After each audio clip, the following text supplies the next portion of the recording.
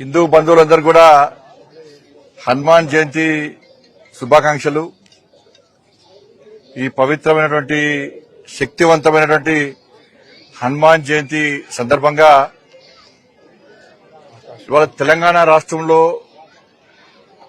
ఒక powerful temple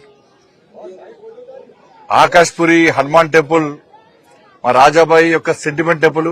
ఈ ప్రాంతంలోని ప్రజలందరూ కూడా ఒక సెంటిమెంట్ టెంపుల్, ఒక పవర్ఫుల్ టెంపుల్. ఇది గతంలో కూడా నేను వచ్చి దర్శనం చేసుకోవడం జరిగింది. ఒక వైబ్రేషన్స్ వస్తున్నాయి, ఇక్కడికి వస్తే వైబ్రేషన్స్ వస్తున్నాయి. కోరిన కోరికలు తీర్చేటువంటి మహాదేవుడు ఆ హనుమాన్ దేవుడు, ఆకాష్పురి హనుమాన్ దేవుడు. కాబట్టి నేను రాజాబాయితో మాట్లాడినప్పుడు ఇలా హనుమాన్ జయంతి సందర్భంగా ఇలా పూజ ఉందని చెప్పినాక నేను కూడా వస్తా అని చెప్పి ఈరోజు కేవలం దర్శనం కోసం మాత్రమే రావడం జరిగింది.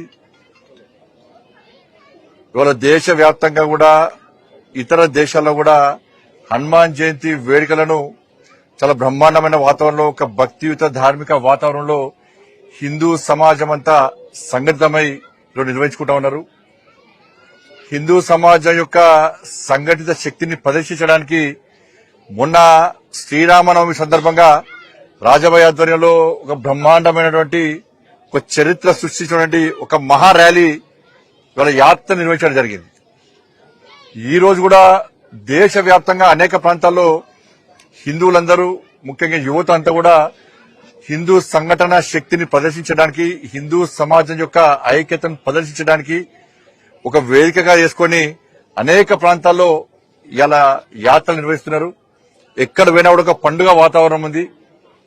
కాబట్టి శక్తివంతమైన దేవుడు ఆంజనేయ స్వామి, శక్తినిచ్చే దేవుడు ఆంజనేయ స్వామి, ధైర్యాన్ని ఇచ్చేటువంటి దేవుడు ఆంజనేయ స్వామి. కాబట్టి హిందూ సమాజానికి ఈ దుష్ట శక్తుల నుంచి కాపాడేటువంటి, సంఘ విద్రోహ శక్తుల నుంచి కాపాడేటువంటి, హిందూ సమాజాన్ని కులాల వారిగా, మతాల వారిగా, వర్గాల వారిగా చీల్చాలని ప్రయత్నిస్తున్నటువంటి ఈ విద్రోహ శక్తుల నుంచి హిందూ సమాజం సంఘటితంగా ఉండే విధంగా యువత కోరుకుంటున్నారో ఆ యువతకు, హిందూ సమాజానికి శక్తిని అందించాలని చెప్పి ఆ మహాదేవుడిని ప్రార్థిస్తూ మీ అందరు కూడా హనుమాన్ జయంతి శుభాకాంక్షలు. కరీంనగర్లో ఇందాక కేటీఆర్ మాట్లాడుతూ హెచ్సియు భూములకు సంబంధించి బీజేపీ ఎంపీ ఒక బ్రోకర్ ని తీసుకొచ్చి రేవంత్ రెడ్డితో లైజనింగ్ చేశారు. దానికి గాను 1.7% కమిషన్ ఇచ్చేందుకు సిద్ధపడ్డారు.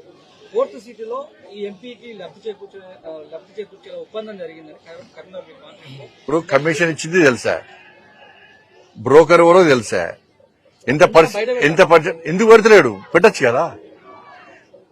తప్పు చేస్తే ఇది టీఆర్ఎస్ పార్టీ, బీఆర్ఎస్ పార్టీ కాదు. ప్రజలు దాచుకొని వేల కోట్లు సంపాదించినటువంటి పార్టీ కాదు భారతీయ జనతా పార్టీ. క్రమశిక్షణ గల పార్టీ.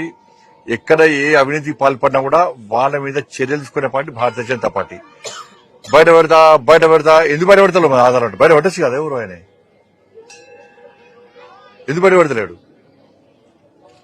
రేవంత్ రెడ్డికి రక్షణ కవచంగా బండి సంజయ్ ఉన్నారని చెప్పి కళ్ళు దొబ్బినాయి. ఇంత చూసినా అవును. మీడియా వాళ్ళకు కనీసం ఇప్పుడు